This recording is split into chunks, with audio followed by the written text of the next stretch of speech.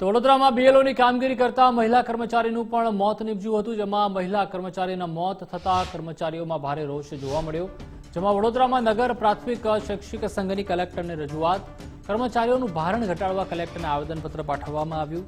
નગર પ્રાથમિક શૈક્ષિક સંઘના પ્રમુખ પિનાકીન પટેલે નિવેદન આપતા કહ્યું કે બીએલઓની કામગીરી કરતા કર્મચારીઓ ભારે સ્ટ્રેસમાં છે। મતદાર યાદીમાં નામ શોધવા માટે ખૂબ મુશ્કેલી પડે છે। એસઆઈઆરની પ્રક્રિયાનો યોગ્ય પ્રચાર પ્રસાર નથી થયો। યોગ્ય પ્રચાર પ્રસાર ન થતા નાગરિકોમાં પણ જાગૃતતા નથી। કર્મચારીઓ સતત 1 મહિનાથી રાત દિવસ કામ કરી રહ્યા છે।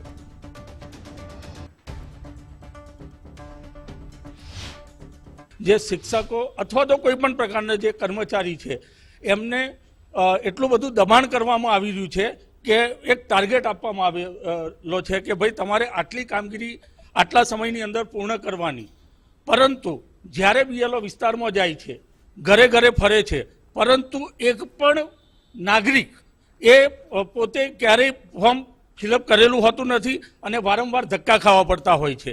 અમારી વિનંતી છે કે ભાઈ તમે પ્રચાર અને પ્રસાર કરો, આ બાબતે લોકોમાં જાગૃતિ લાવો કે ભાઈ આ ફોર્મ ભરી અને તૈયાર રાખે।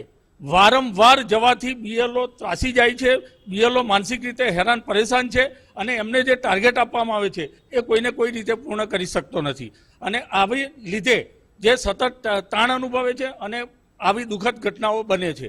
અમે અહીં આજે કલેક્ટર સાહેબને આવેદનપત્ર આપી વિનંતી કરવા માટે આવ્યા છે કે અત્યારે જે એસઆઈઆરની કામગીરી ચાલી રહી છે એ કામગીરી દરમિયાન આપણા ગુજરાત રાજ્યમાં મૃત્યુની ઘટના બની રહી છે।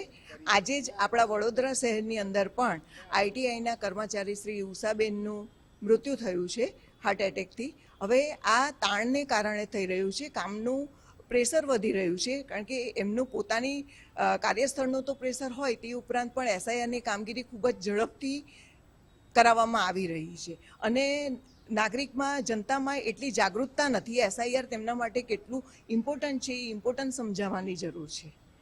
આ ઉપરાંત કામના જે કલાકો છે તે કલાકો પણ થોડા ઘટાડવા જોઈએ કે જેથી એમને કામનું તાણ ઓછું થાય।